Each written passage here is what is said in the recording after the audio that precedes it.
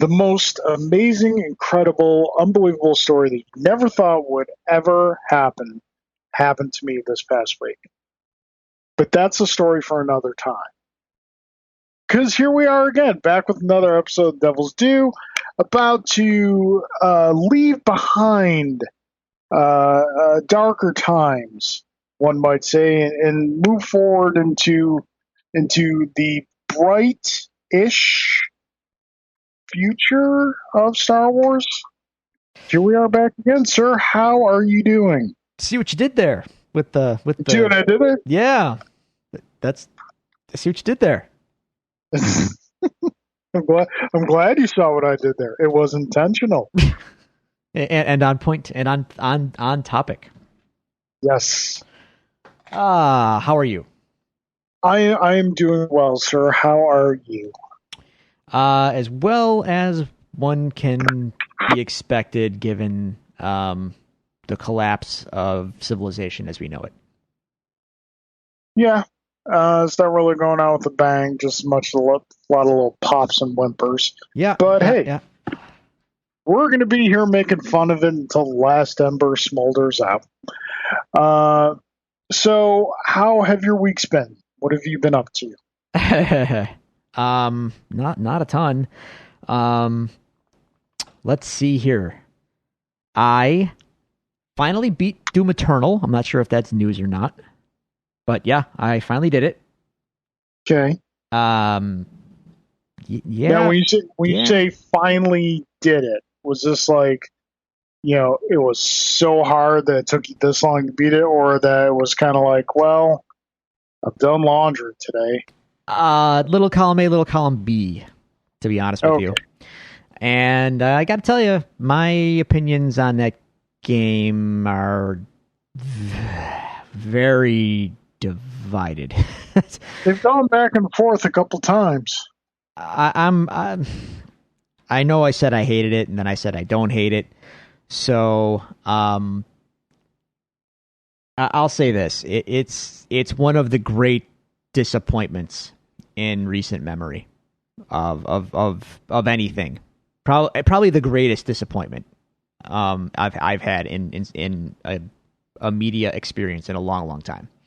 So it's not without its charm, but overall I feel like it really missed the mark, and I don't like it. And 2016 is my jam, and I'm sticking to that. So anyway, yeah, I beat Eternal, and I don't foresee a replay or the profane the double buy that I said that I was going to do for the Switch, because I was so amped up to get the game before the game came out that I was going to buy it twice, just like I did for 2016. I won't be buying the Switch version of Doom Eternal. It's not worth it. It's just not. So yeah, that's done. Playing a lot of Animal Crossing as per usual, trying to do some new ideas and designs for stuff on my island. I've done some mixing on the Long Cold Dark record. I'm starting to write lyrics for one of the remaining 3 songs I have to record vocals for. That's a challenge, but I will overcome. It's tough. Lyrics are hard. Writing is difficult. Yes, it is. I mean, I'm a very, I'm not trying to like toot my own horn or anything, because I'm not exactly like renowned or published or anything, but I do say so myself. I'm a good writer. But writing lyrics can be very, very hard, only because my bar is very high, and like I have a strong desire to be more metaphorical and use more kind of idioms and that sort of thing. And when time comes to put pen to paper, I just can't seem to do that. I'm not as I can't turn a lyrical phrase quite as well as my heroes, so I beat myself up over it a lot. So I'm trying to just make it as good as I can. It's tough, but working on it. Um, Have, have you ever tried writing the lyrics before the oh music? God, no, no, no, no, no. Because it's that the way metal generally works is like you're not exactly putting chords under words. You're writing riffs and you're writing musical passages, and then you kind of have to fit the lyrics and the vocals on top of that. It very rarely works the other way around. Um, what I will do though is I'll have a song title that I kind of like, so I'll jot that down, just something that sounds interesting or cool, and I kind of can bend lyrics around that, or like a theme or an idea, and then I can bend a title or lyrics around that. But I never write lyrics first. But Cool. anyway, that's been tricky, but I'll get it done. Oh, you know what I forgot to do, by the way? What's that? I apologize. There it There it is. is. Let's get that going here.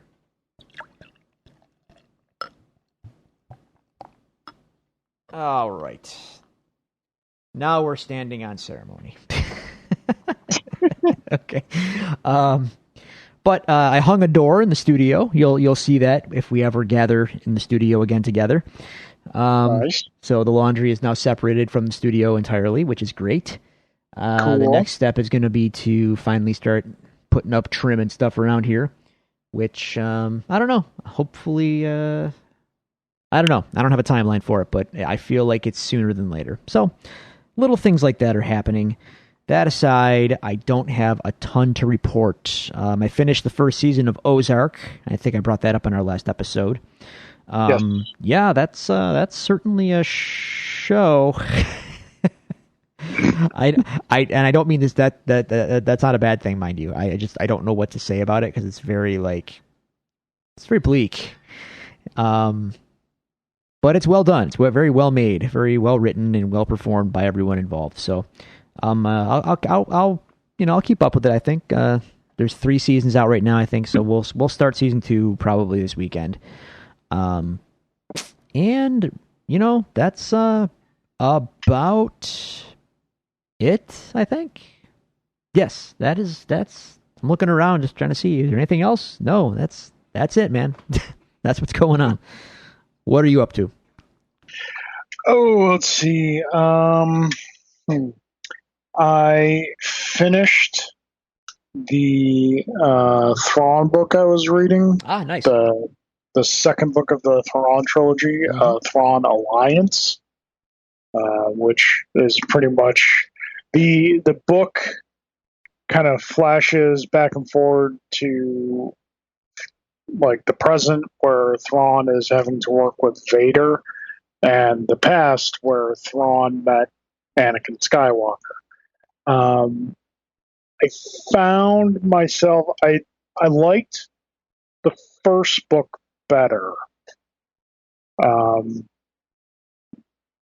it's not to say that this one was bad, Mm-hmm. but I found myself paying more attention to the present story than the past story. I was kind of just I wasn't skipping or like I wasn't savoring the meal as much with the chapters that were taking place in the past.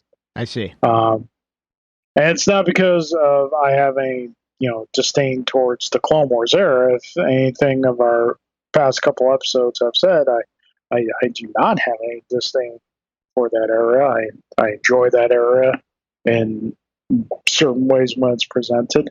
The present one just kind of really I enjoyed it more, and Thrawn uh, matching wits with Vader and being smarter than Vader, and dropping subtle hints that he knows he's actually Anakin Skywalker.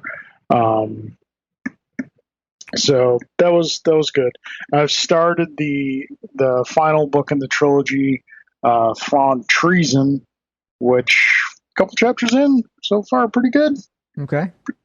Pretty good. Right. It's interesting because this one, these all take place prior to New Hope, Wow. and Okay. so this one is so far is dealing with Thrawn having to maintain his funding for the TIE Defender program that he developed because a certain director, Orson Krennic, is trying to get that funding for his Project Stardust.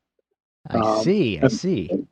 And Thrawn actually figured out what the Death Star is at the end of the first book. Like he says to the Emperor, "Tell me about the Death Star." And it was this like super top secret thing.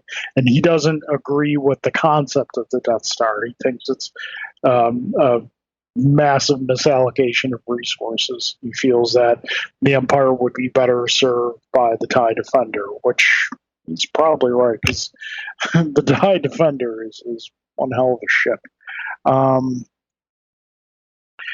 So there was that. I received in the mail my Doctor Strange expansion pack for Marvel Champions card game. Yes. And I've played. I like this game because it has a solo mode, so it's predominantly what I've been playing tabletop wise throughout quarantine. And I've played about 3 or 4 games with Doctor Strange, and he is so much fun. Hmm. And he's really good, and he's a lot of fun to play. So it's probably gonna be the main character I stick with once we're able to meet end game again if people are interested in playing it. What else? The wife and I watched Hamilton this past week. How was the illustrious Hamilton? It's good. It is good. It is.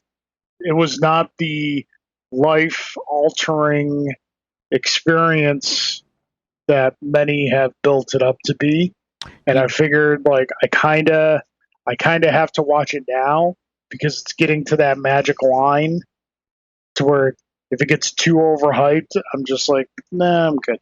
Do you feel like maybe it would have been a bigger deal had you actually seen it on stage? For you personally? This is the stage performance. Yeah, but you're not there. You know what I mean? No, you're not there. But I heard a very interesting. I can't remember what. Maybe it wasn't on Fat Man Beyond. I can't tell. Talking about the obviously being live in person at a Broadway performance is going to be an experience in of itself. Yeah. That it's hard to compare to anything, but something I was listening to said, like, with this, the director can point you to specific things to see that you may miss in a stage production. Uh-huh. Because you're kind of being guided by the camera. Yeah, there's an element of film to it in that way. So it's good. I enjoyed it. I would definitely watch it again. The pacing is a bit much. I don't. It never really. It's unlike other musicals where there's like a song, some talking, a song, talking. What it's song all the way through. It's more akin to an opera than it is a musical, I would say, in that sense. Interesting. But the music, the style of the music, the hip hop and rap is fantastic, and it's all well orchestrated. And I mean, it's definitely worth a watch. I will give you a heads up. It's long. It's just shy of 3 hours. Oof. That's a commit. We had to do it over a couple nights. They do include a 1-minute intermission on Disney Plus. Oh, a minute. Slow down. Yeah, but no, it was enjoyable. So I would definitely Watch it again. What else? I've been kind of watching some older DC stuff on HBO Max. They've been throwing some more stuff on there. Oh, you have HBO Max, do you? Yes, yeah, because we had HBO Now, which just automatically converted over to HBO Max. Oh, okay. All right. So I don't think we've ever discussed this. My thoughts on HBO Max. HBO Max is good because you're essentially you're paying for HBO and you're getting a lot of other stuff that you normally would probably watch but would not pay for its own streaming service for. You're getting a good main dish with some good side dishes. Like a lot of the DC stuff is going on there. I would never pay for DC Universe, and like more and more they're transferring more stuff over to HBO Max from DC Universe. So, but having it on HBO Max is a nice touch, and like a lot of other things, like Turner Classic Movies is on HBO Max. So there's a really killer film selection on there right now. I would say solely for streaming, not for. I mean, obviously Amazon Prime, but a lot of that stuff you have to rent. You can't stream it all. For just pure what you get for your price of admission streaming, HBO Max probably has the best film selection of any of the streaming services. I mean, they got big Warner Brothers catalog and whatnot. Yeah, I mean, that stands to reason. That makes sense. Yeah, I mean, if you had HBO Now previously, you automatically have HBO Max. If you were thinking of getting HBO Now, I would say HBO Max is worth it. If you're getting it just for Friends, just watch Friends on television. It's cheaper. I'm sure it's on TV right now somewhere. So yeah, it's a worthwhile investment, I would say. You get the Snyder Cut, bro. Listen, I'm not gonna lie and say I'm not gonna watch it. I'm gonna watch it. I don't expect much from it. Bro, it's gonna be life changing, bro. It's gonna give us everything we want. Hey, I have not only do I have Christopher Reeve Superman on demand now, I have Quest for Peace. Oh boy. You've heard the Richard Donner cut. I have the Richard Pryor cut. Too. I can watch. Wow. So yeah, that has been our week. Yeah. That has been our week's, dear listener. We always love to hear from you. If you would like to tell us about your weeks, you'd like to send us any questions or comments to be read on the air, or just reach out to us and support us, follow us, like us, whatnot, you can do so with the following social media locations. You can follow us on Twitter at Devil's Due Pod. You can go to facebook.com/Devil's Due Pod, like our page. You can email us at thedevilsdupod@gmail.com, or you can find all these great resources available to you on our website, thedevilsdupodcast.com. That being said, Drew, we do have some emails. I don't know what it is tonight. I feel like I'm coming in cold off the bench. It's been a couple weeks. Well, yeah, but even our previous shows have been a couple weeks. I've been felt fine. I don't know. I feel kind of stiff tonight. I don't know what it is. Well, that's why I'm drinking, buddy. I'll get you through. Just lean on me. I got you. Your alcohol will carry us through. Okay, so. Oh my God. Careful now. Okay, so. Yes. We have some questions. First, starting out with our good friend Adam, who sent us an email. Hello, my good sirs. Here's some questions for you. Carl and Drew, If you were able to erase your memory of playing a video game so you could play it all from scratch again, Oh, what game would it be? wow. And then also, what about a television series or movie? Oh, It's got, wow. got a couple other stuff in here, but we'll answer those first and then move forward. Wow, that's So, that's that's so hard. I'm gonna have to let you go first, man. I gotta really. probably, you know, not really, probably Metal Gear Solid. Interesting answer. Okay. Probably Metal Gear Solid. Xenogears, maybe, but the time commitment on that one, good God. It took me 50 hours to beat that. The final battle alone was 45 minutes. Jeez. Yeah, well, Square RPG. Yeah, yeah, yeah. True. Like classic Square RPG. Wait, Xenogears was Square? Yeah, Wow. Really? yeah. Okay. Um, Uh. yeah, yeah, probably Metal Gear Solid, I'd have to say. Because a lot of the stuff that, I mean, like, yeah, I could go back and say, Street Fighter 2, but Street Fighter is an experience that develops over time. It's not like an initial, like, first time I ever played, I played Dawson, and I lost instantaneously. So it wasn't the overall experience with the initial playthrough of the game that got me hooked. It was just kind of, everything came afterwards. So yeah, probably for me, Metal Gear Solid. Well, game that I could experience all over again if I could. Um.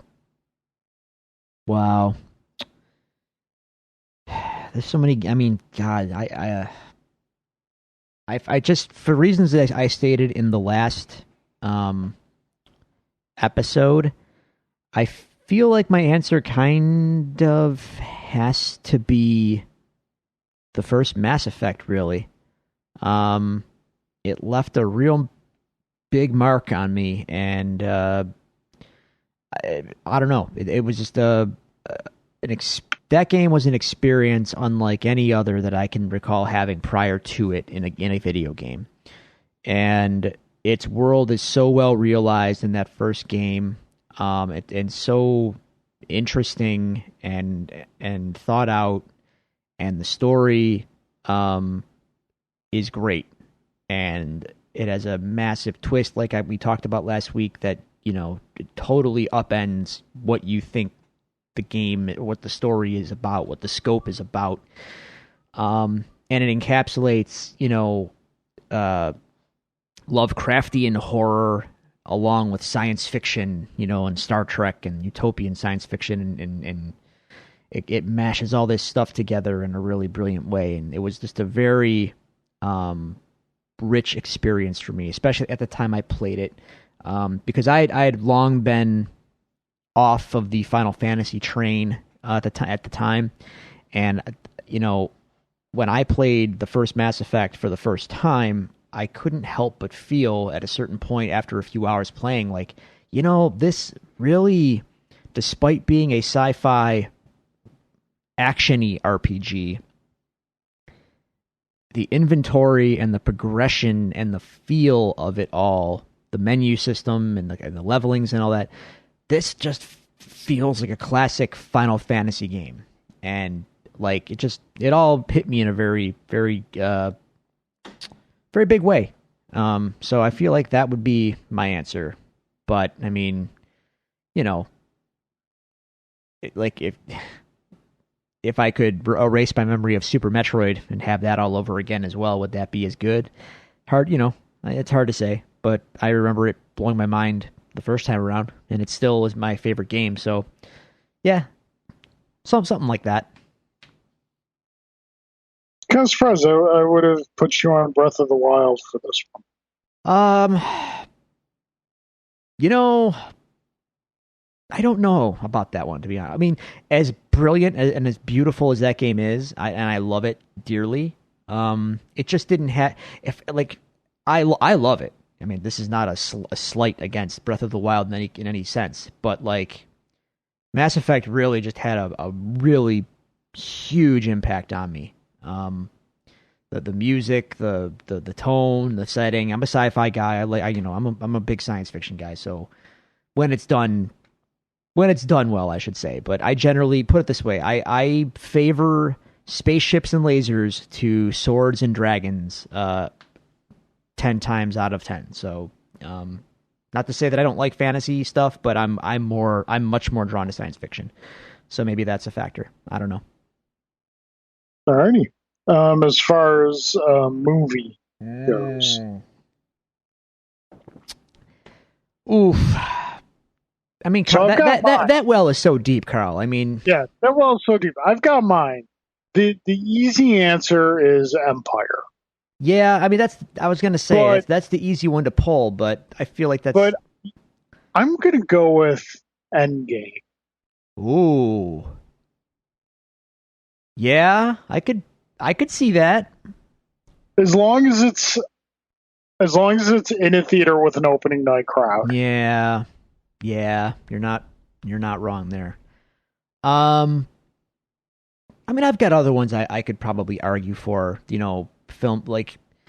films that have been really, important to me.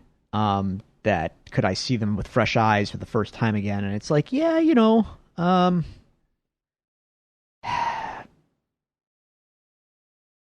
could I?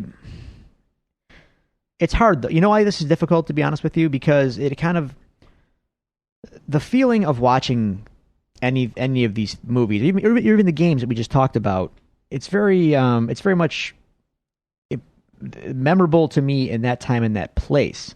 Now you're saying if I could like do it all over again, would I, like now, would I have the same reaction to these things? It's hard to say. I like to think I'm somewhat of a different person as to when I first saw these things. So that's why I kind of struggle a little bit. Here's one that might surprise you that I kind of wish I could see with Virgin Eyes again. The Prestige by Chris Nolan. Okay. I love that movie. I love it a lot, actually. And I'm kind of a Chris Nolan hater nowadays. So, that's saying a lot. I think The Prestige is actually just a brilliant, brilliant movie. And, that's one that I wish I could see for the first time all over again. Okay. Not the expected answer, I suppose, but, no. But that's one that comes to mind. Like, that one was really a big like. Have you seen it? Have you seen The Prestige? Yeah, I've seen The Prestige. Oh man, like it's it's immaculately constructed, and then the big twist at the end. I mean honestly, I didn't see any of that coming, and when it finally kind of is laid out to you, it all clicks. Like the whole movie comes together. You're like, oh God, of course. So yeah, that to see that again for the first time would be something. Comics, God, I don't even know where to begin. It's Christopher Nolan. So what do you expect? Yeah. Well, good stuff. Yeah. With the exception of Dark Knight Rises. Yeah. Which is not great. No, it's not. Yeah, it's not. Anyway, it's not a bad. It's yeah. I'll say this: of his Batman movies, it is, I would say, easily the worst one. Oh God, yes. Okay, I thought that might be a controversial statement, but no, man. Begins and Dark Knight are great. Dark Knight obviously great, but I think Begins is actually a lot better than maybe even it gets credit for. To be honest with you. Right. So then Adam goes on to say, over this weird time, have you picked up any new hobbies or interests? Seeing as my summer has basically been canceled, I've started playing golf again, aiming to break 100. So on that note, So then he says, on that note, which superhero do you think would be the best golfer? So starting with the first question, have you picked up any new hobbies or interests? No, I mean, I'm a I man. mean, we've got kids, Yeah, so I hate to, yeah. I cook more than I ever did before, but I mean, I loved cooking before. Um, yeah, I just do it more now, and I certainly love that. Um, no, I've just focused on the hobbies I have, and I to be honest, I some of the hobbies I had, I don't even have enough time for, and that does sadden me. But I'll come around. It'll all come back around once yeah. things are okay again. Once once the kids get older, Yes. Yes. Anyway. I do not look forward to yet long for the days where my son thinks I'm uncool and doesn't want to hang out with me. It will be bittersweet because I'll finally have some time to myself, but I'll miss him terribly. Okay, so Adam, thank you very much for your email. We appreciate it. Next on to Mr. Cyrus Moore, who's sending us another email, as we always appreciate.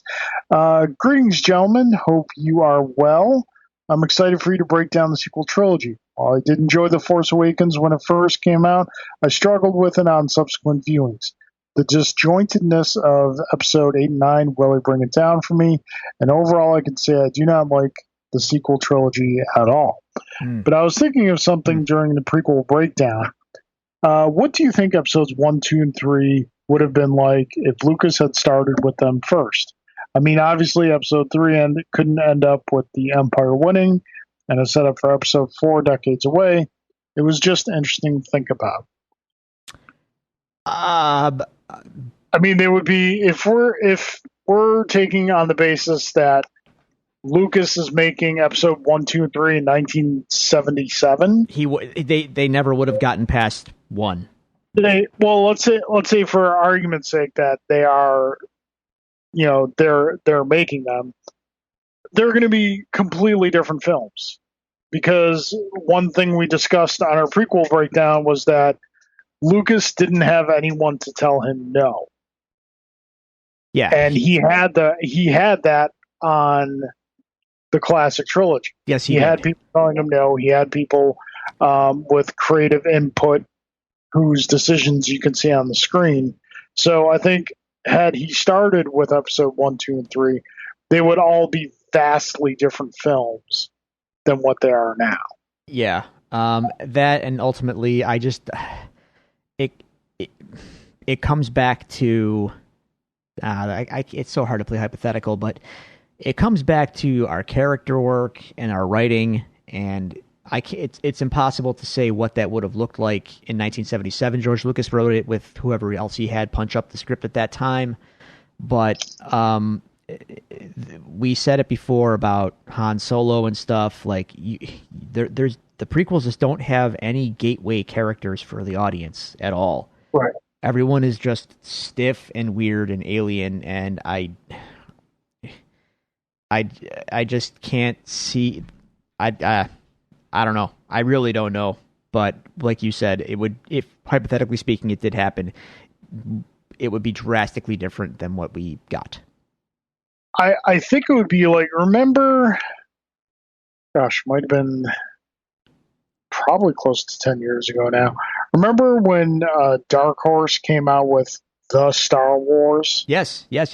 And yeah, as cool as that was visually, you could tell how stiff Lucas's original vision was, because it was just very weird and nothing made a lot of. I'm not going to say it didn't make sense, but very outlandish concepts, very much in its own world, and there really wasn't a lot of room for levity or there was no POV character. It was very tough, interesting but tough. Right. So for those of you who don't know, it was a series of limited series comic that came out called The Star Wars, and it was a comic adaptation of the original script Yeah. for Star Wars before any The first refinements version or of Star anything. Wars, yeah. The very first version of Star Wars, back when it was called The Adventures of Luke Starkiller, Correct. as told by the Journal of the Wills. I think Correct. it's called. It's very, very long, cumbersome title. And while we're on this subject of all the, where we came from and whatnot, I strongly, and it's dense, so I warn you now, it is dense and full of minutia, but if you are a Star Wars fan, you are all about that anyway. Look up The Secret History of Star Wars by, the author's name, Google. Do that internet thing, Drew. Doing right now. Michael Kaminsky. I strongly recommend this book, and you're going to see reviews that are like, average to, very middling. But look, if you're a Star Wars fan and you crave detail about how it came to be, this is an exhaustive tome of analysis of drafts, interviews with George, interviews with cast, interviews with crew from when this was all happening in the 70s through further statements down the road and the lens of truth and all that. And believe me, you will get a much clearer picture of how Star Wars actually came to be. And so basically the whole fairy tale that George Lucas is this genius who concocted all of this stuff and has tomes of lore and that's all nonsense. Like this stuff was not cut from whole cloth. It was patched together over time with a lot of guiding voices. And like we said, at the time George was making all of this stuff, he had to answer to people, and people were telling him no, and it took a village to raise a child, and that child being Star Wars. And it's just it's a deep look at it all. So anyway, yeah, I recommend that, The Secret History of Star Wars. Cool. Alrighty. So thank you very much, Cyrus, for your email again. That about does it for, that's good for the emails. Now we have some news to talk about. Nothing like super earth shattering this week. We're actually going to do the news.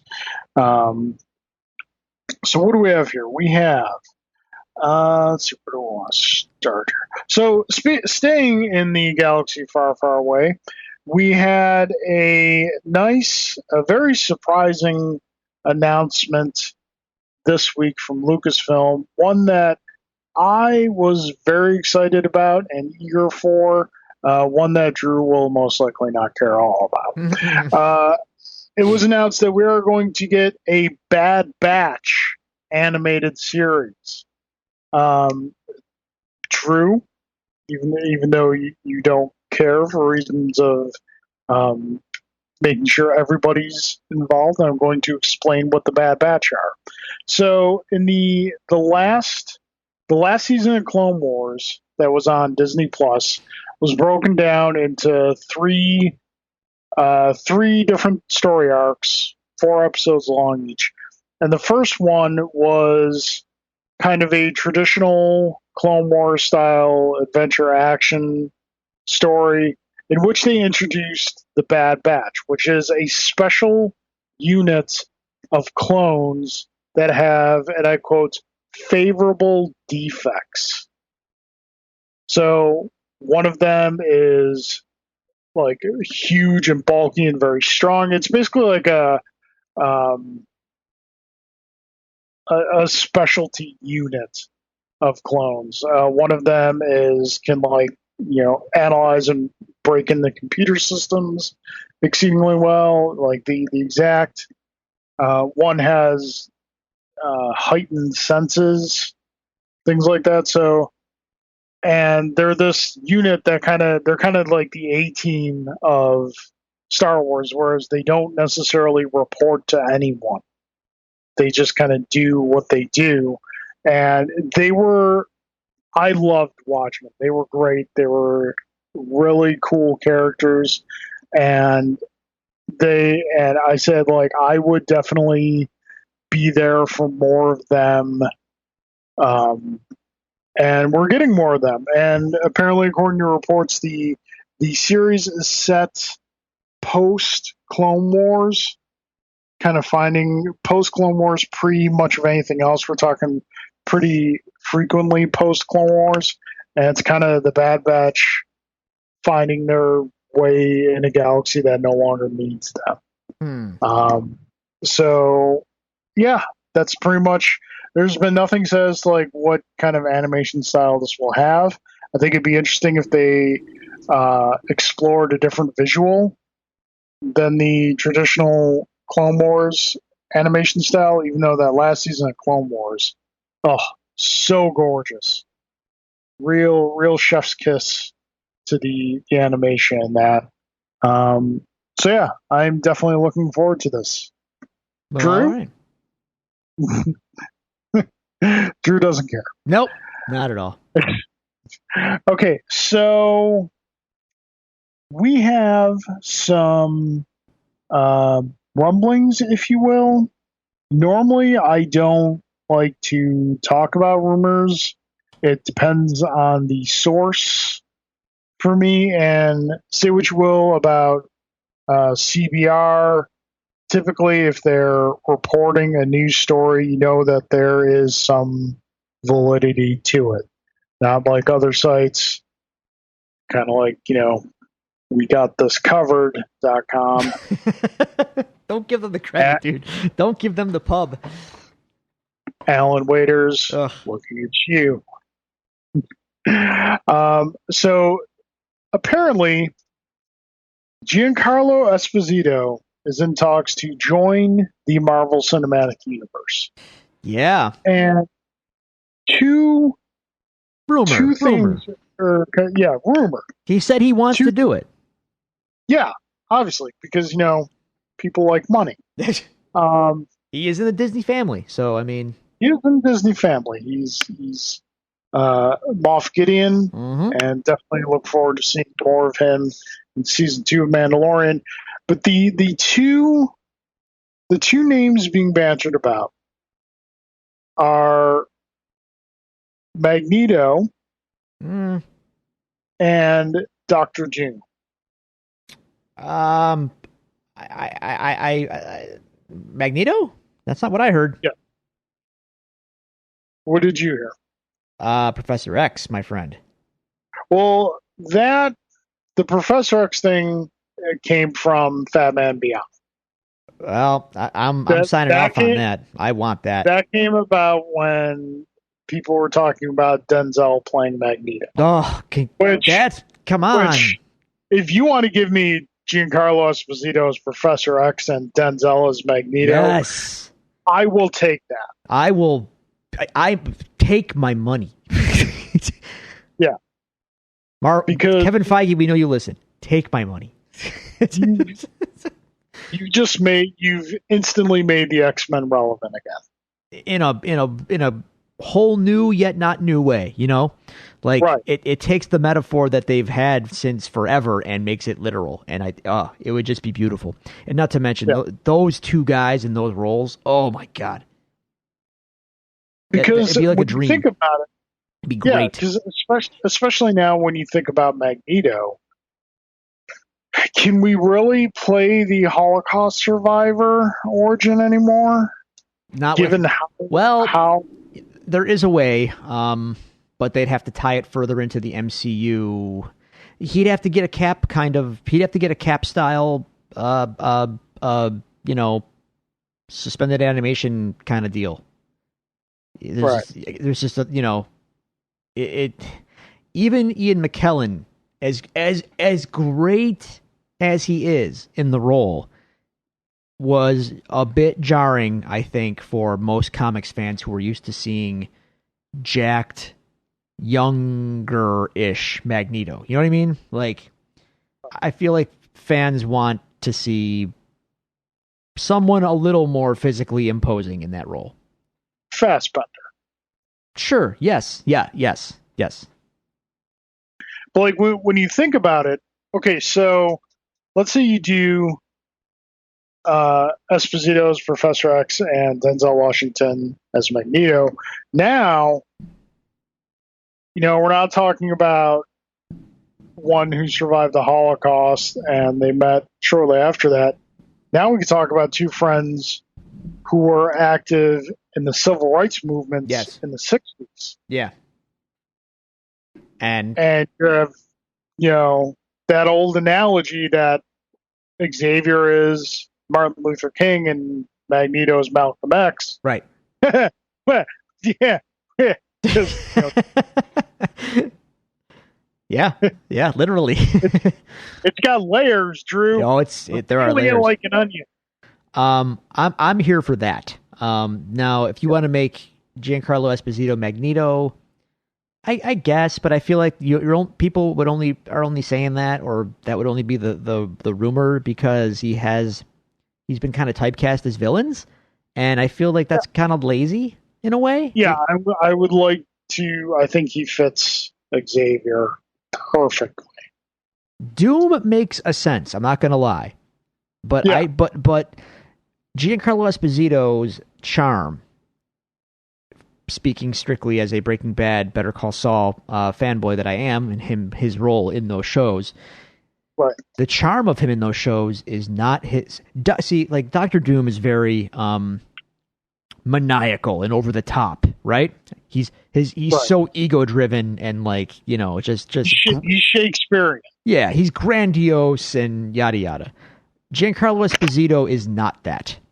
His charm is his subdued performance. He speaks volumes without saying a word. He is cool as a cucumber, yet terrifying as a result kind of guy. That's the role that he excels at.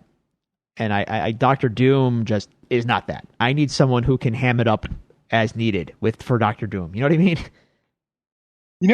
It would never happen. It would never in a million years happen. Like, I know we don't say, especially now in the time we're living in, it would never happen. I would be willing to bet one of your lungs that this would never happen. Okay. I mean, I'm not going to bet my lungs, because what if it did happen? The perfect Doctor Doom would be Daniel Day-Lewis. Because his whole process and how method he gets. Imagine putting him in that role. That's just about... I wouldn't question his commitment to it, I'll tell you that. Consuming scenery. He would not... if nothing else, I can guarantee he would not phone it in. No, you wouldn't. Because that man commits to whatever he does. So I'll give you that. Yeah. But in any case, look, bring Giancarlo Esposito into the MCU. Yes, please. Absolutely. Yeah. I mean, obviously, these are best case scenarios we were talking about. But yeah, I trust Kevin Feige to steer him into the role in the MCU. Exactly, as do I. So, moving away from the comics into our last two stories, which are somewhat related. Nintendo has announced that they will no longer be communicating with their fans and making new announcements via the Nintendo Directs. I'm not happy. I'm not with this, Carl. I don't like this. Which, for those of you who may not know, a Nintendo Direct is usually a half an hour to 45-minute video that's unveiling new games, in-depth previews of upcoming games, things like that. And they have decided, and they're great. They're fantastic. They cut through the fluff, they give you what you're looking for, and they move on. So they've decided they're not doing those anymore. I don't like it. I don't see why they're doing that. Maybe just because they're. I don't know. I honestly don't know. They were very successful. People always look forward to them. It was a great way to generate hype for the coming year or quarter or what have you. And it was a very direct way way of relaying information to the fans and giving them something to chew on. I'm sure that they'll still do something to generate hype, be it just trailers. I guess I don't know it. I don't know. I don't know why they're choosing to do this way. I mean, could it be budgetary? It cannot possibly cost that much money to cobble together gameplay footage and have a narrator talk, and have an intern cobble it together in video like that. This is not. Yeah. I don't know. But that's Nintendo for you. I am often baffled by their decisions. So. And then at the same time, though, and this is something I kind of want to talk about because we were touching on this a little while ago in our group chat, that Drew, I love my Switch. I really do. I have no regrets at all purchasing it. I've definitely gotten my money's worth out of it. That being said, it's been a little more than a hot minute since there was a game coming out for it that I have been really amped for. Well, it seems like that's because you don't play Animal Crossing, Carl. Well, no, I get that. Even though I don't play Animal Crossing, I get that it's a big thing, and so, but it just seems like there is a lack of.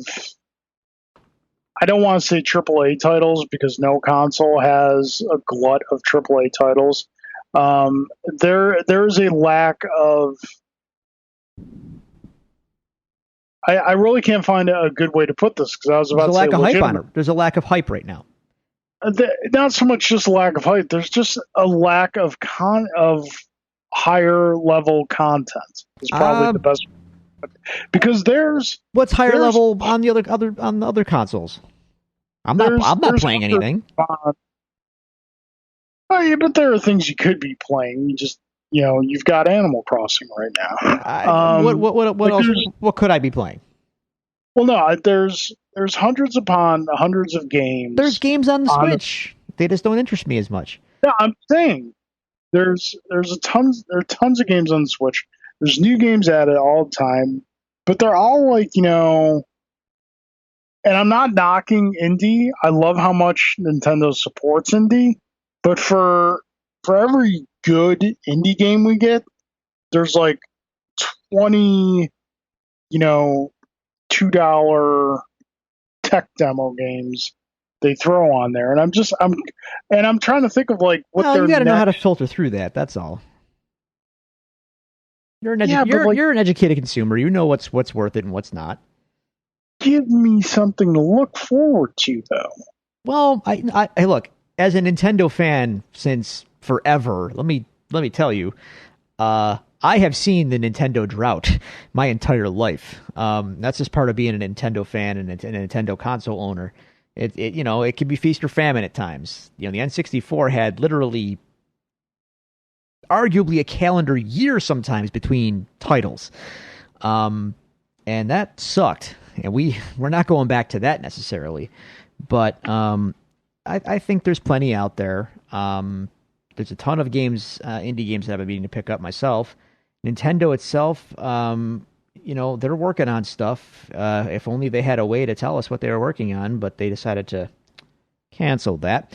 And E3 was canceled, so you have to wonder what they were planning on showing. We'll never know because they canceled the Direct. They canceled the whole thing, so we will never know what they were going to show, which is weird because even though E3 was canceled, they still could have showed something like, hey, we were planning on announcing this at E3, but E3 didn't happen. So here's a hype reel on the internet.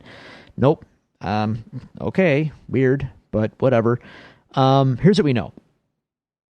Nintendo, as the primary killer app developer for their consoles, they give you 1 to 2 big guns a year, and they supplement that with smaller stuff as well.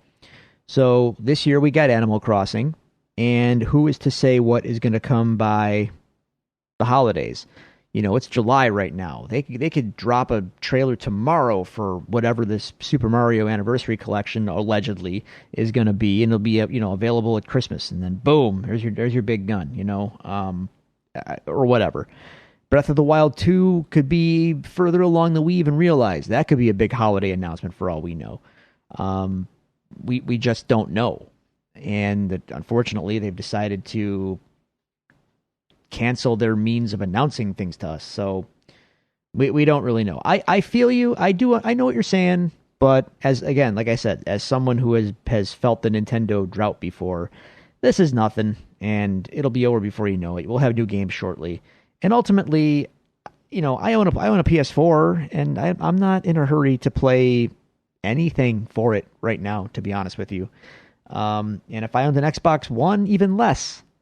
I guess, the biggest gun they have right now is like what, Cyberpunk coming out? And even that to me is kind of like, yeah, it could be cool. It could just as easily stink. AAA titles to me are just overrated. And I'm actually at a point now in my life where I'm like questioning I'm questioning the viability of a AAA title, and not from like are they viable to make? And well, I guess from a financial standpoint, I wonder how they're still being made, because the budgets for games now are so insane. I can't even fathom how they get made. And then from a human standpoint, are they worth it? And I would argue from that standpoint, no, they're not worth it, because God, these companies to make these AAA games grind their workforce to death just so we can play some chumpy game half the time that will be forgotten within a year. And I don't want to get off on a tangent, but like, man, yeah, AAA games are kind of overrated. We live in crazy times. We live in amazing times. We've seen amazing things, but I definitely wonder if it's all worth it sometimes. But that's a whole other ball of wax. Nintendo definitely needs to up their game. So yeah. I mean, I think in the most part, I think as far as the game experience goes, obviously you're raising valid points about management of the workforce. I think a lot of times AAA titles are worth it. Spider-Man was I'm not saying they're friggin' all bad. That game is fantastic. Yeah. But how many AAA titles get released, come out to middling reviews, and are just kind of like, meh, moving on.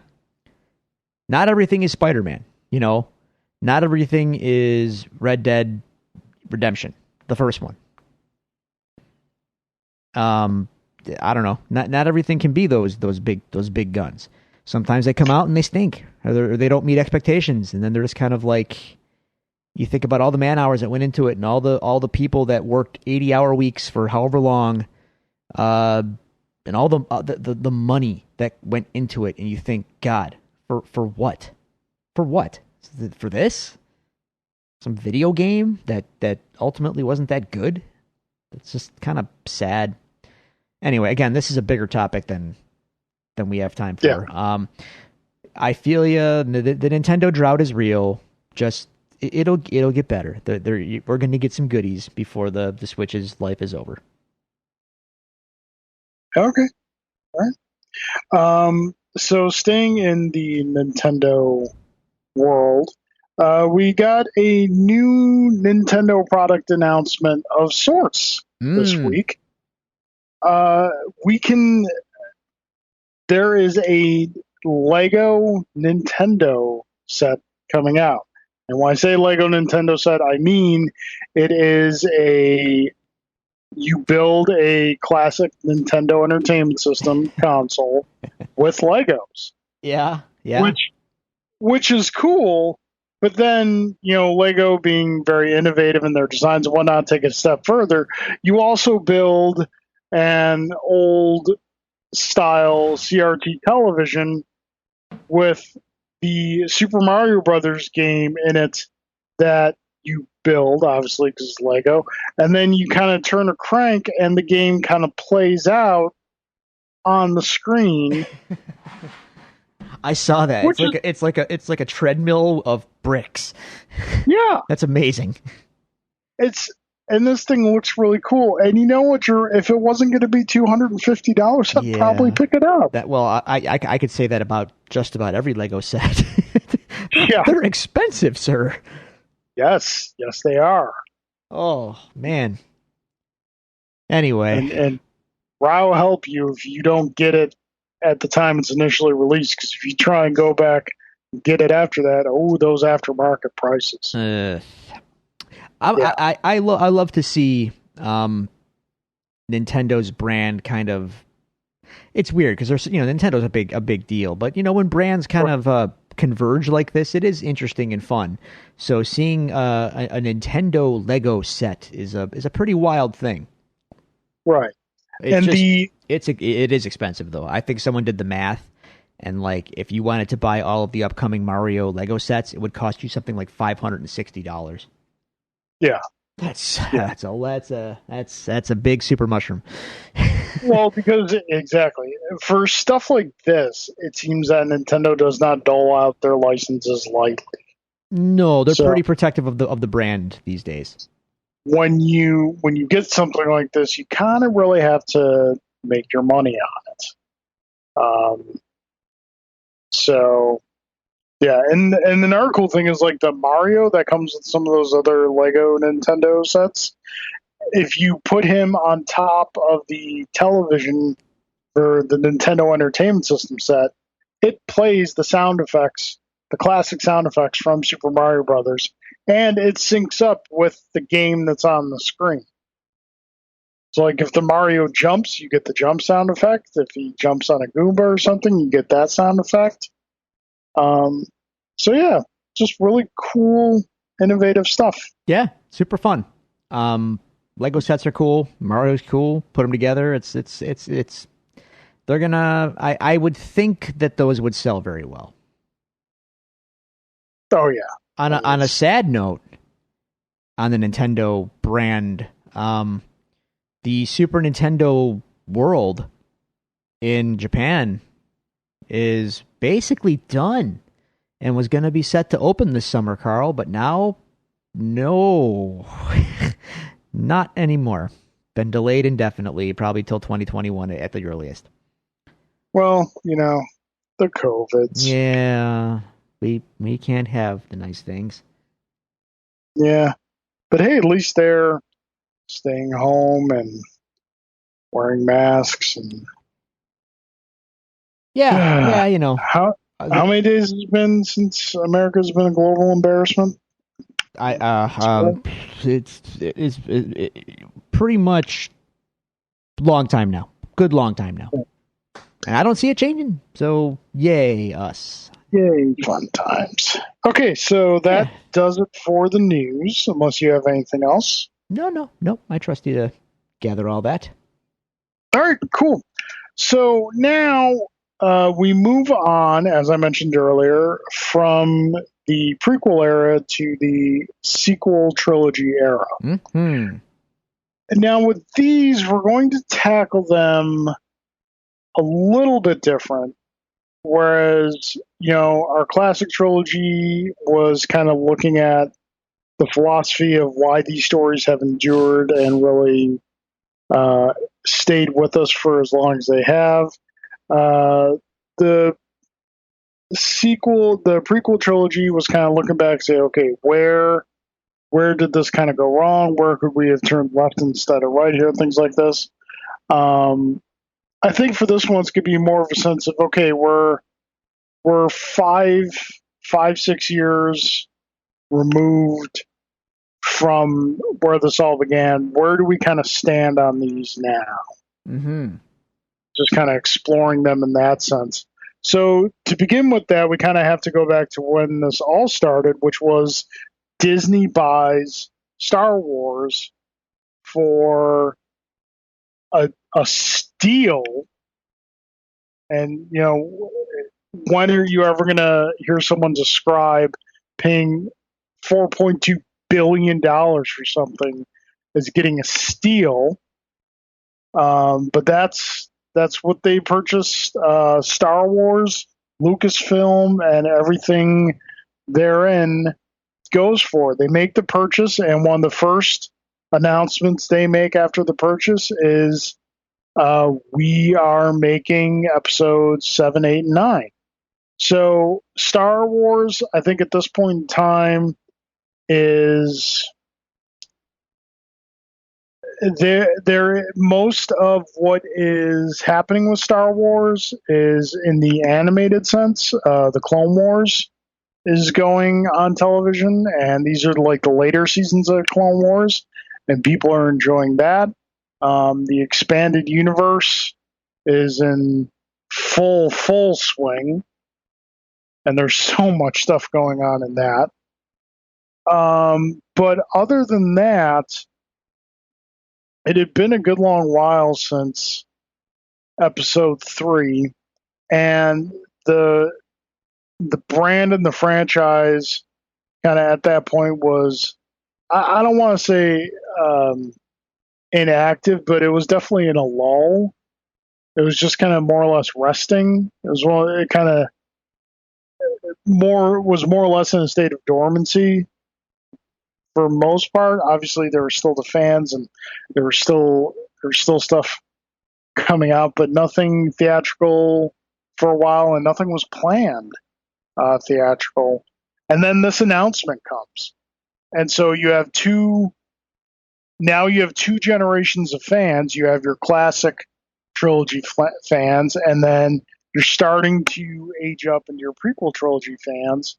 And there are kind of two reactions to this. So, Drew, I want to start off asking you, looking back, what was your initial reaction to A, the news that Disney had purchased Star Wars, and B, the news that they were making new films? I was pretty shocked, actually, mainly because I didn't think George would ever part with it. He after the prequels and everything, there was definitely a little bit of there was some. The relationship between George and the fans, I felt, was a little rocky, and I feel like he was a bit upset that the prequels weren't as well received as he would have liked, and he resented that a bit, and it kind of felt like he was going to dig in his heels and just take his ball and go home in a certain way, and just sit on Star Wars, and that would be it to a degree. So when he sold the thing, it was kind of like, whoa, like a total shock to the system for me. That he was letting go of it and wholesale and selling it to Disney. Once that kind of shock wore off, I thought this is the best possible thing that could happen to Star Wars. And I say that as someone, obviously, who was not a fan of the prequels in any sense of the word. And Disney had been doing right by Marvel, and that certainly boded well for what could be with Star Wars. So it was kind of like, finally, let's see what someone else can do with this. Let's right the ship, so to speak, and that's how I felt about the whole thing. Like, they're gonna try and make things right, and that line comes up later. Yeah. And then when they said they're gonna make 7, 8, and 9, it was like, oh my god, like, of course you are, and we're getting everybody back. We're getting, Mark Hamill, Carrie Fisher, Harrison Ford back. Like, it was like, oh my god, you guys you're doing it all. You're doing it all. And excitement. And I don't think I'm alone, and I don't think I'm naive to think that either. I was excited. You were excited. We were all very excited by everything that came of that announcement. I think. I don't think anybody was upset about it, to be honest with you. I think George had his run. He gave us Star Wars. We are grateful, but I think the brand was definitely in a lull at the time, and it needed a spark. And we weren't going to get it from George. So when he sold it again to Disney, who was, like I said, doing just fine with Marvel, it made a lot of sense, and it felt like this is going to be a good thing. Yeah. So they announced the 3 new films. Like you said, they announced that, hey, we're getting the band back together. Ford, Fisher, and Hamill. And then I think it was about 3 years before Episode 7 comes out. I'll have to look up the timeline, but it feels about right.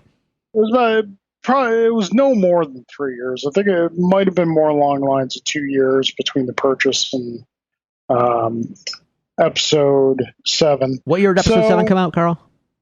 2015. Okay, yeah, you're right. 3 years. They bought Star Wars in 2012. Okay. So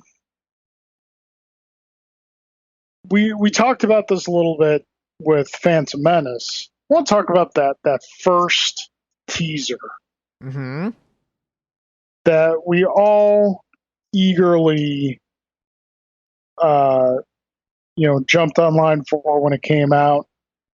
What were your reactions to that first teaser? If it's the one I'm remembering, and I'm pretty sure it is, pretty much pure unadulterated joy in a way that I hadn't felt in a long time. Yeah, I'm pretty much in the same boat. Like, it was, it started out with Finn popping up, doing that pop up from the desert. You hear Snoke saying there's been an awakening, and then it just explodes into the Millennium Falcon.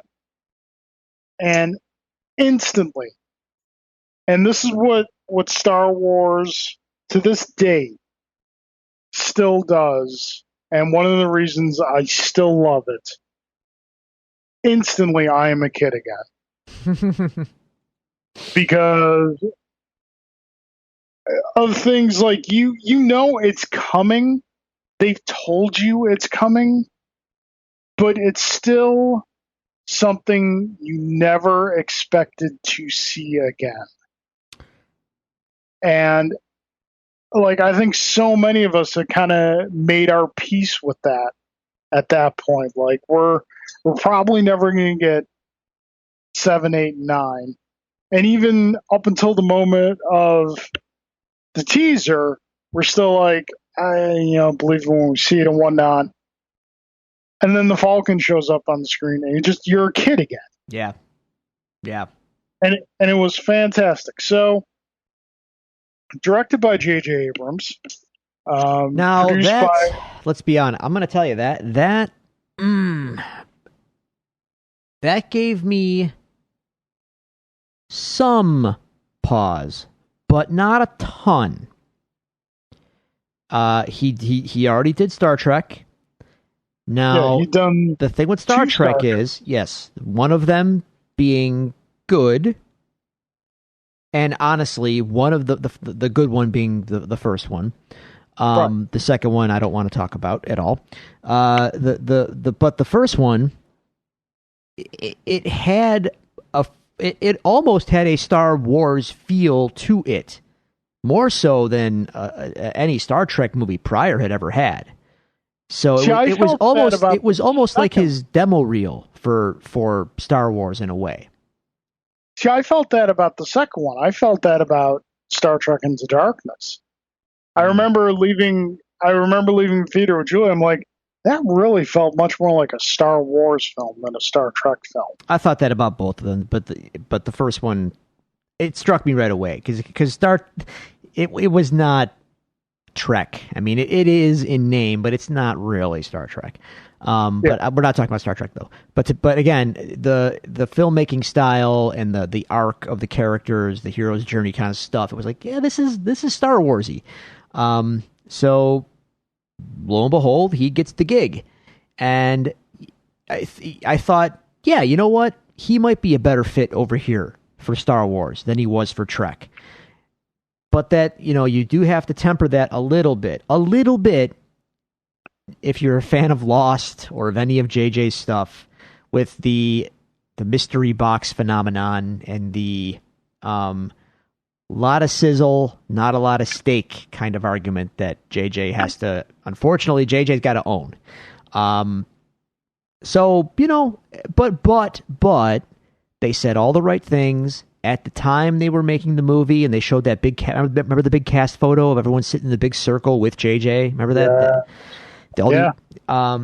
And they were saying how they're shooting on location. They're going to use as many practical effects as possible. It's like, man, you're doing it all right. You're doing it all right. And it felt like, okay, any reservations you might have had about JJ, you also had, again, the feelings of like, you know what, he might be the man for this. And arguably he was the best man for that movie. For The Force Awakens, that is. Right. Excitement. There was definite excitement.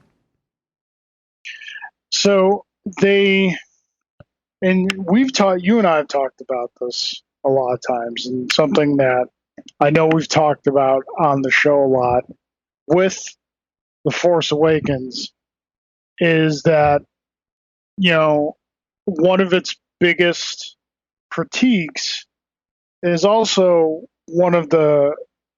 you can make the argument is one of the smartest things they had to do from a brand sense, a business sense, was J.J. Abrams and Kathleen Kennedy knew that they had to remind people why they love Star Wars.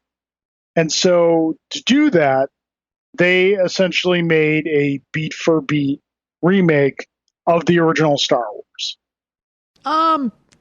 I wouldn't say it's beat for beat, but it does have a lot of the same beats. Right. And look, is that a bad? I know a lot of people like to harp on it for that. I won't necessarily harp on it for that. Especially if people that want to harp on it for that are prequel fans. Right. Because I'll never get that clip of George out of my head. It's like poetry; it rhymes. It's like, so if that's how it's got to be, then fine. You know what I mean? We're hearkening back, Destiny, yada yada. Okay, fine. Star Wars. And look, would I have preferred maybe a original narrative, so to speak? Yeah, maybe. But look, The Force Awakens, and I have notes. There will be notes. I will post the notes, I promise.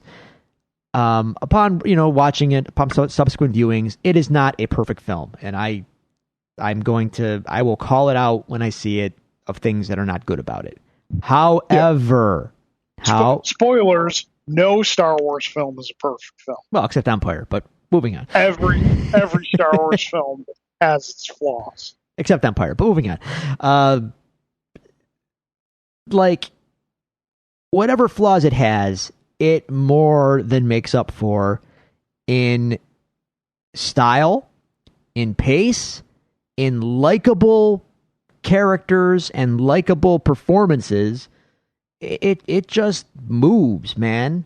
And in performances, which is something. Oh, dude, half my notes are about just how great everyone is, and more. I'll talk about why I like the movie after this. But basically, JJ was the perfect guy for this job, to bring it all back to life, because again, he is Mr. Mystery Box, Mr. Setup Man. Now, I'm going to temper all this by saying, as great as that is, and in this movie, a lot of setup, a lot of mystery boxes, a lot of that's a story for another time, as we opened the show with today. Right. And it definitely got the mind, going to wonder and to think again about all this stuff. Now, the only thing is, as we now know, unfortunately, there was no plan to answer any of that stuff. And that really stinks. And we're all bummed about it. But in hindsight, I can say this now with hindsight, the fact that J.J. Abrams was involved should have been a red flag. that none of this would ever get resolved. And I'm sure that there's a lot of people out there that probably said, like, I told you so. And you know what? Yeah, you probably did, person. And you know what? You were right. And all I can say is we were excited and we wanted Star Wars to be beloved again so badly. And they said all the right things. And this movie does all the right things. And we wanted to believe. So, is it a bummer that a lot of the stuff doesn't get resolved? And if it does, it's not very satisfying. Yes, that is a bummer. But we're talking about The Force Awakens right now.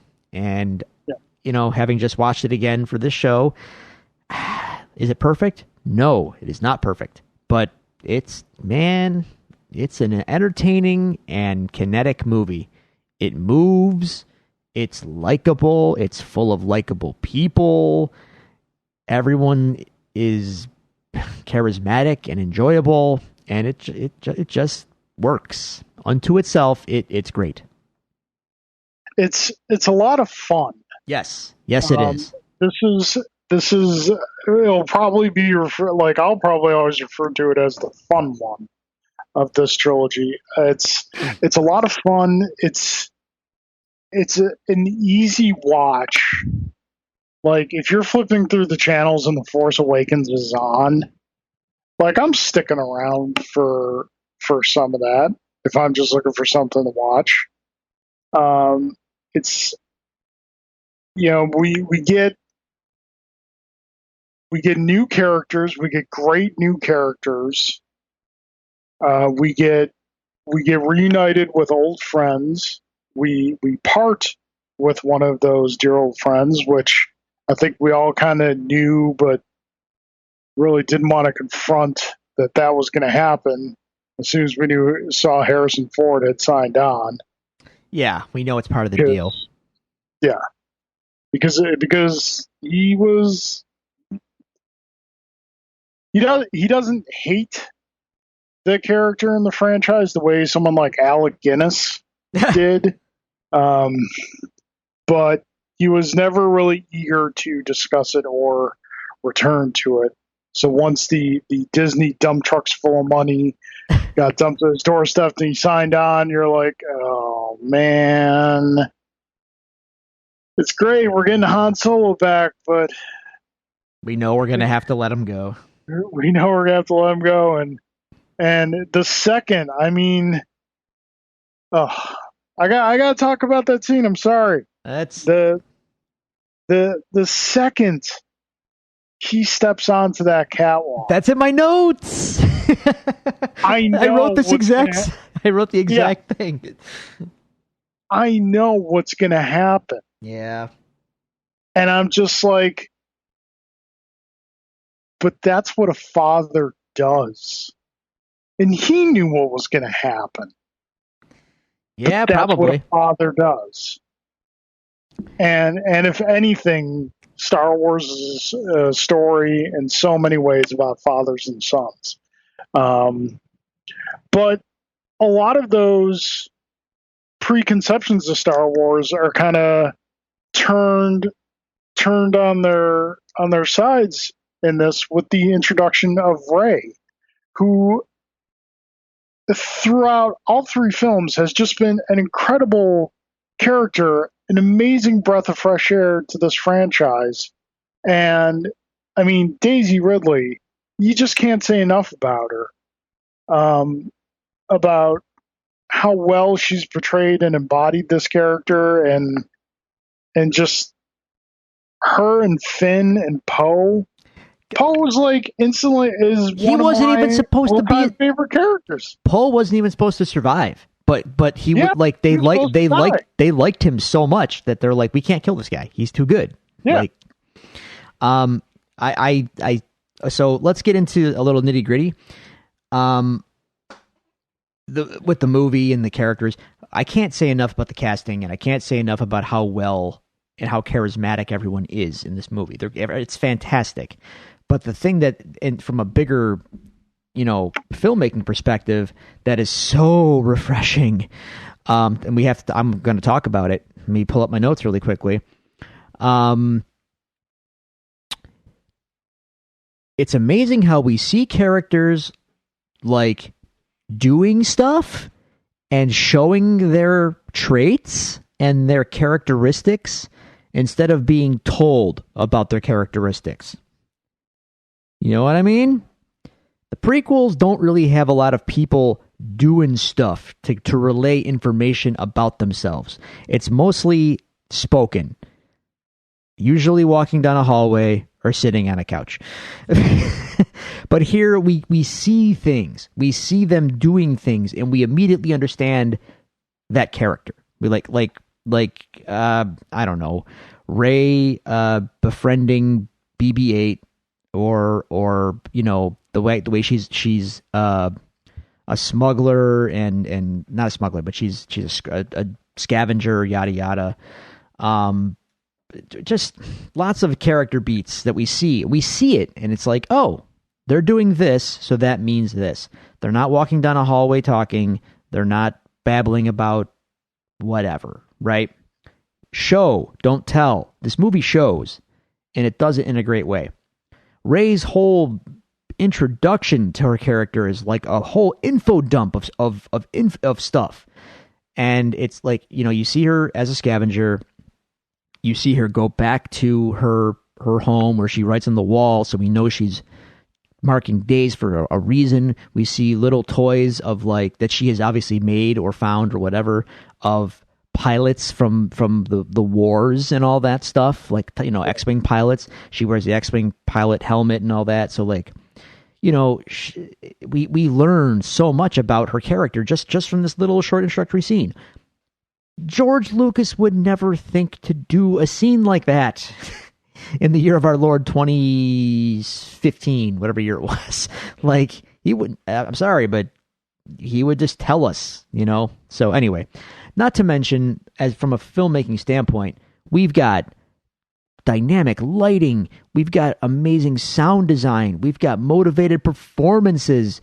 It's like, this looks and feels like a real movie, and it like a cinematic experience. It just feels, for lack of a better word, it feels competent. It speaks the language of cinema, and it's not just guys standing on a green screen in front of stuff to be filled in later.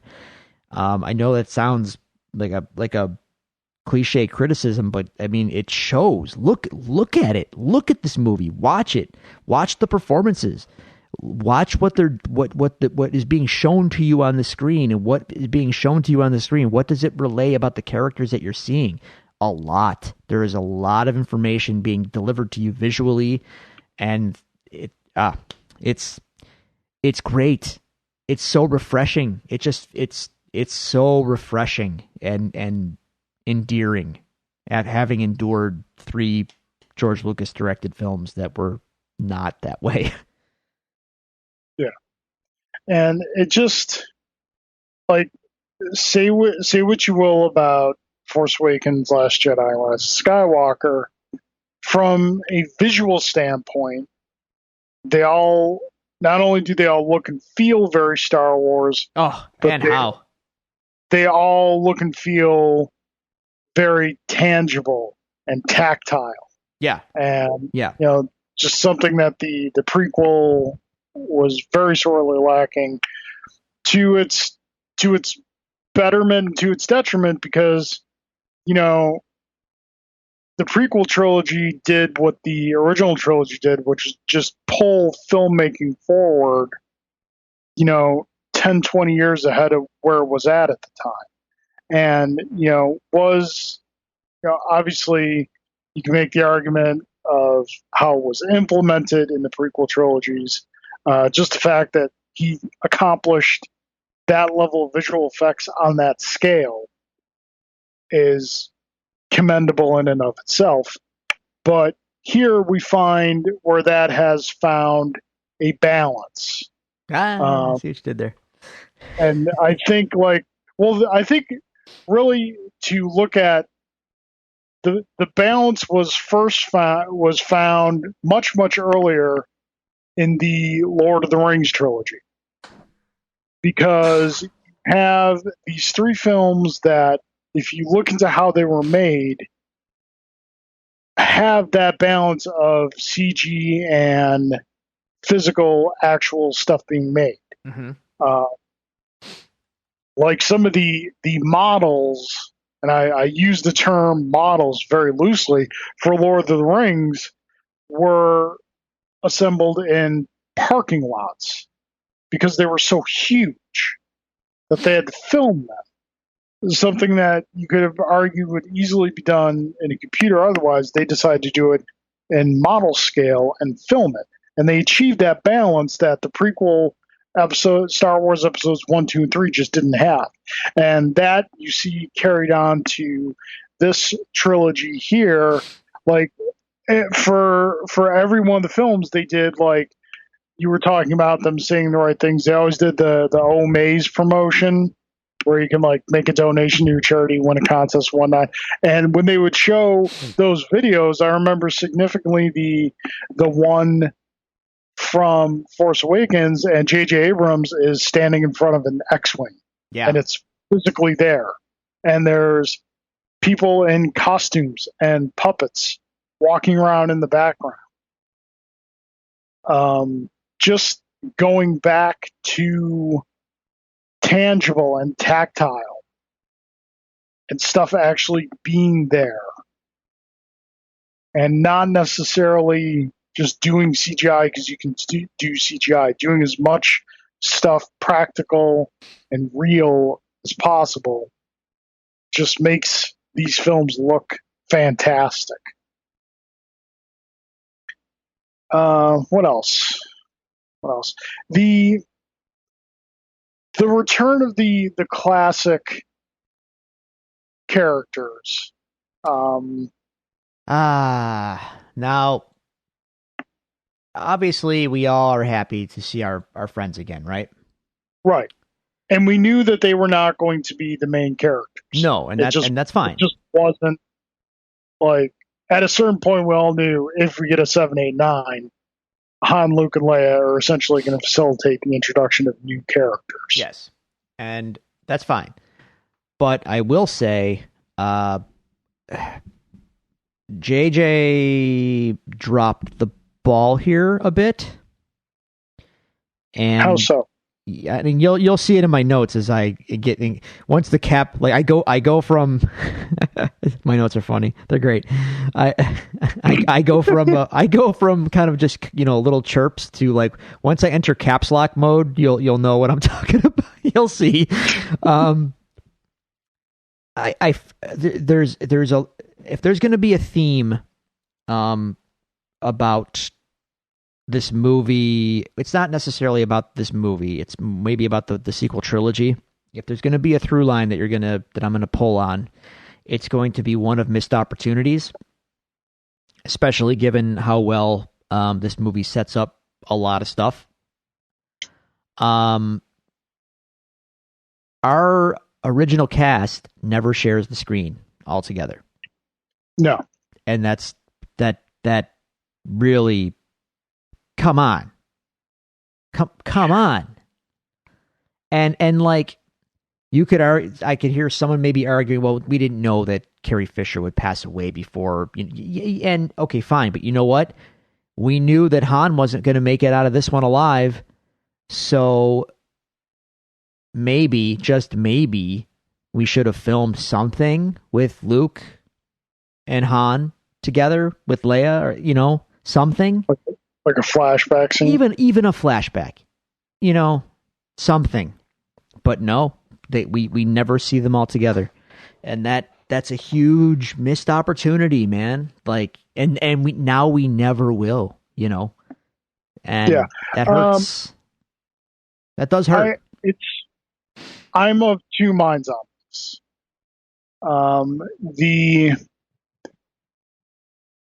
The fan in me, the person who passionately loves Star Wars and to whom these characters are akin to family to, yes, obviously wants to see these characters reunited together again on the screen. Enjoying what they fought so hard. Oh, I'm glad you said this. To win. As far as a person being told a story, and if that doesn't service the story, then it doesn't. The phrase fan service is going to come up a lot when we talk about Rise of Skywalker. And I am not opposed to fan service, but I think with the story they were trying to tell here, putting them together on screen wouldn't have worked. In a flashback scene, yes, I'm all for it in a flashback scene. But to get them all together in the story they're trying to tell just wasn't feasible. Well, dare I say, you find a way. You're right. You're writers. Make it work. Do something. Well, find a way. I mean, and we see, especially since, I'm sorry to interrupt you, but especially since these things were clearly not planned out in advance. So if you're flying by the seat of your pants, just find a way to put them in a room together or some, right. You're going to kill Han. That's a known, right? You don't get Harrison Ford without that being part of the deal. Okay, fine. Yeah. Well, then you better figure out how to get a scene in your script where you get your mains together. Again, even if it's just for a flashback scene, you gotta get something here. Give the people what they want. Yeah, no, there's a part of me that agrees with that. I probably just knowing the story that they were telling, and there's obviously we'll talk about it when we get to Last Jedi. Yeah, one of the themes of Last Jedi is that there is a cost to war. There is a cost to decisions that are made, and part of that cost is that these characters are separated. Yeah, and we don't get to see them in a way we want because their lives carried on after we left them at the end of Jedi, and a lot of stuff happened and not all of it was good. Yeah. Now, can we touch on that a little bit? Sure. I guess if we could maybe do it all over again, which we can't, but if we could, I think I would have liked the sequel trilogy to have taken place well after the events of our original trilogy heroes, and they are long gone. And I say that because it does pain me that it turns out the victory in Jedi was really a hollow one, and we didn't get the happy ending that we thought we did, and that really stinks. Well, I mean, that hurts. I and that I don't know. In hindsight, I don't like that. Here's one of the shortcomings of this trilogy is that it does. Again, I totally agree with you about needing a roadmap, which, as you'll remember, up through the release of Rise of Skywalker, I was always saying, of course they have a roadmap. They know what they're going to do. Even after like JJ was JJ was hired for Rise of Skywalker, I'm like, they have a roadmap, they have a plan, they know what they're doing. Walking out of Rise of Skywalker after seeing it, I was like, oh, good God, they had no roadmap, they had no plan at all. Well, insert J.J. Abrams LOL here, but yeah. So, definitely having a roadmap. I think if you set a sequel trilogy too far after the episode 4, 5, and 6, then you're essentially doing what they did in between episode 1 and 2. You're so far removed from the classic trilogy that it does not feel like there's any connective tissue. I hear you. I feel you. I think that one of the failings of the sequel trilogy is that we don't get a lot of backstory and what happened. Yeah. That in between time. Now, we've gotten that backstory in a lot of ancillary media. And again, we're in two different schools when it comes to this. You just want to see it on the screen. If you don't see it on the screen, as far as you're concerned, it didn't happen. I enjoy the ancillary media. I partake in it. So I know a lot of the backstory of what happened in that 30-year span, but it would have been nice to see more of that on the screen. Like, especially like when you think of Jakku, you've got a Star Destroyer crashing. You've got like all these relics on the desert of this previous era, and we have no idea like why these things are there, like what happened there. Like, it's clear some sort of battle happened here, but we don't know what that battle is or what its significance was, when in fact is probably it is the climactic battle of the Galactic Civil War. It took place 1 year after the Battle of Endor. And see, that's a pretty big deal. We should maybe have known that in the movie. Yeah, like that would be something that should have been flushed out more. So, and I think that's definitely where one of the areas where the sequel trilogy comes up short. Yeah. Good. Another thing here's the thing. I'll forgive. Speaking strictly to The Force Awakens, I'll forgive all of its, lack of explanations because it's a setup for the new thing. So if I'm going to criticize it for anything, it's that it kicks the can down the road, and unfortunately, and that's not necessarily its fault. Like, it did what it was designed to do and kind of get things rolling again and plant plenty of seeds to capitalize on. Unfortunately, that doesn't happen, like, because there was no roadmap and because and here's the thing. When they first announced all these 7, 8, and 9, they said they were going to hand each one to a different director and have different visions for each one. Now, that kind of gave me pause a little bit at the time, because I was like, well, wait a minute. Does that mean each movie is going to be like drastically different than the one before it, but you're trying to tell a complete story?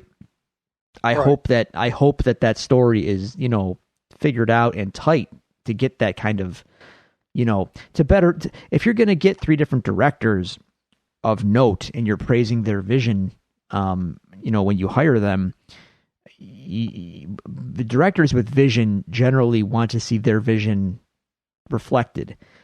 you can't just hire them to be, yes men necessarily. Right. So unless you're Marvel. Yeah, but even in Marvel's case, they don't necessarily hire your auteur types.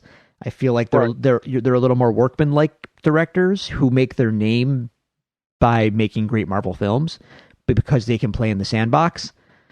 I'd have to go into some detail there, but you can kind of get what I'm saying. Like the Russo brothers made their bones in the Marvel sandbox as directors. You know what I mean? I mean, yes, they were TV guys, but they were untested on the screen. So they made their bones in Marvel's playground.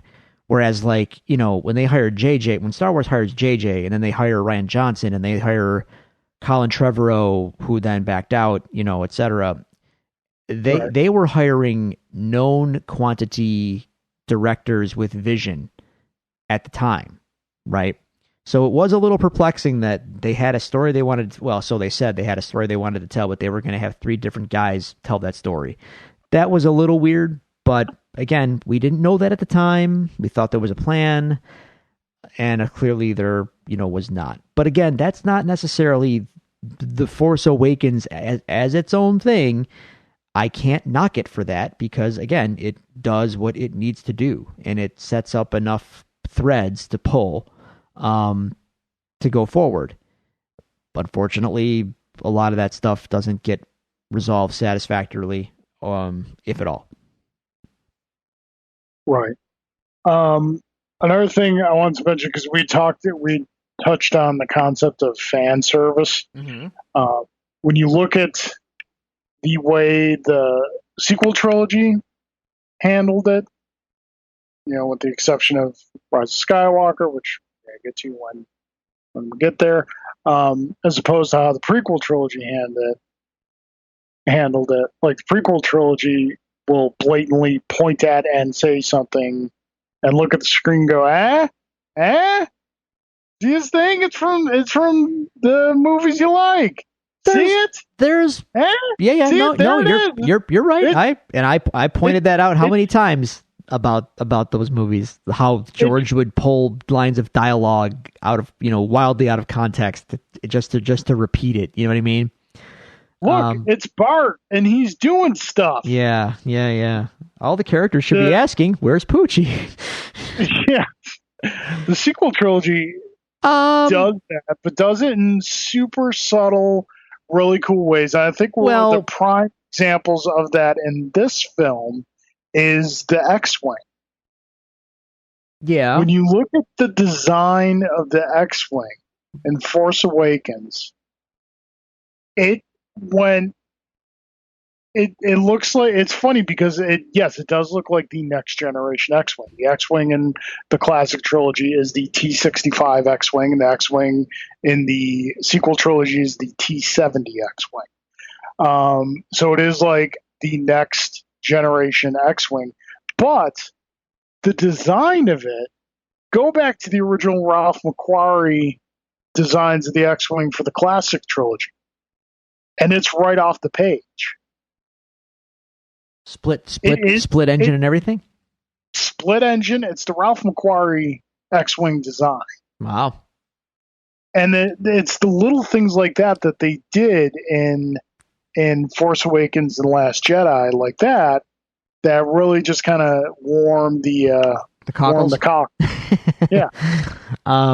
Yeah. Perhaps even in the subcockles. I do have to point out though, it does get a bit much at times. Mainly Finn on the Falcon got to be a little too fan servicey for me. In 2 places. One, when he picks up the remote thing that Luke used to do his little training exercise on the Falcon all those years ago. Remember, little floaty ball. Finn picks. Yeah, but it's so hang on. So quick. It's so quick. Like I didn't even catch it first. Now here's the thing. That by itself is fine. But then 5 minutes later, he's on the chessboard, and the chessboard turns on. Now we've got the robo chess, and it's like, okay, I get it. Sure. I get it. You know what I mean? Like, okay, you're beaten. The horse is dead. You can stop now. Again, I'm not trying to destroy this movie at all. I'm just because again, it's not perfect, but that's one of those things that I will mention about it that bothered me. It's kind of like, okay, little much here. Let's step back a little bit from the fan service. I don't quite need this much. Yeah, it's not perfect, but it's a lot of fun. It's really enjoyable. It is. Kylo Ren is a great villain. He is. And I like what they subverted kind of expectations in this, in that like everything we saw of him up to that point was him with the mask on. Mm-hmm. And then you kind of think, are we just gonna get Vader 2.0? Because like we had heard that like he is very devoted to Vader and things like that. Right. And they do two really smart things in the first film. They take off his mask and they tell us who he is. Right. And we don't have to worry about that. And I think that does so much great service to that character, because the journey that character goes on, there's a lot of baggage it doesn't have to carry with it to go on that journey. The baggage of the mystery of who's behind the mask, who is he really, things like that. Yeah. We had plenty of that to go around and other aspects of it.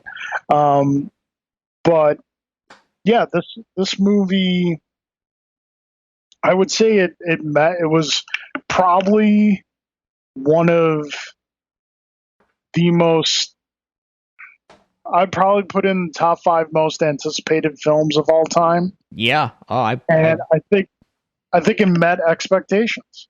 I would agree. I know. Again, that whole it's just the New Hope crowd. For what this movie needed to be and for what it accomplished, it did exactly what it set out to do, and it was really fun and entertaining along the way. You know what I mean?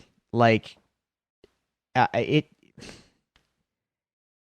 don't know. I can't level that much criticism at it, and I know the Star Wars fandom is just such a divided and rather unpleasant place to be nowadays. And they throw everything. It all died when Disney bought it. That whole blanket statement, and it's like, dude, no, I'm sorry, but no, that's not true. And if you were gonna sit there and tell me that The Force Awakens isn't a fun movie, you're nuts, and you're just looking for ways to be miserable. That's ridiculous. Force Awakens is a great movie. Again, not a perfect movie. I do have a lot of. You can review my notes and you'll see me call out some stuff that is like, could have handled this better, could have done this. This begs some questions, but I cannot possibly say that it's not a good ride, and that it doesn't cleanse the palate of it cleanses the palate of the prequels. It makes Star Wars fun again. It gives us new and exciting characters, and it makes the imagination soar as to what the future is going to hold for all this. Now, where we go from here, that's a different story. We'll talk about that as we go. But The Force Awakens does what it needs to do, and it does it in a great, fun, entertaining fashion. And I am a big fan of this movie. All righty. I think that's probably a good place as any to land the Falcon. So yeah, we are going to wrap it up there. We appreciate you hanging out with us. We'll be back in a couple of weeks with our revisit of The Last Jedi. And folks, just giving you a heads up, if you don't like The Last Jedi, you probably don't want to listen to that episode then. Because we both really like The Last Jedi. I do really like it. I haven't watched it in a little bit, so I'm curious if I'm going to have some different things to say about it next time around. I'm not blind to people who criticize it, but I have my feeling. We'll talk about it next time, but I definitely have my feelings about why I think it's good. So I'm going to watch it again soon with, a bit more of an open eye towards what I like about it, and maybe try and pick up on what maybe people don't like so much about it. Right. And we'll see. But I overall, though, in my few viewings I have had of it, I do enjoy it. But again, none of these films are perfect. So it's just a matter of what do they do right and what do they do wrong. And then which side kind of comes out on top, so to speak. So we shall see. Yeah. Last Jedi definitely has its flaws, but a lot of what it's doing right definitely makes up for those. So, till that episode, as always, dear listener, if you would like to reach out to us, ask us some questions, send us comments to be read on shows, let us know your thoughts on some of these films, you can do so at the following social media locations. You can follow us on Twitter at Devils Do Pod. You can like our Facebook page at facebook.com/Devils Do Pod. You can email us at thedevilsdopod@gmail.com, or you can find all these resources available to you on our website, thedevilsdopodcast.com. Drew, that being said, any closing thoughts? We are not out of the woods in this pandemic situation, so I just want to ask everyone to please, be responsible. If you're going out, wear your mask. Think of other people. Just be respectful, and keep your distance, and don't pretend that this is over, because unfortunately it is not. That might mean your summer plans take a hit, but you know what? That's unfortunately the way things are right now, and the faster and the more cooperative you can be about it, then the faster we can hopefully be over all of this. But if you refuse, we're only delaying more suffering and more bad things. So please, just be cool to each other, respect other people, wear your mask in public, and keep your distance, and don't pretend that everything's okay, because it's not. And it's okay that it's not okay, but please do your part to make it better. All right, works for me. Folks, thanks for joining us, and we will see you next time.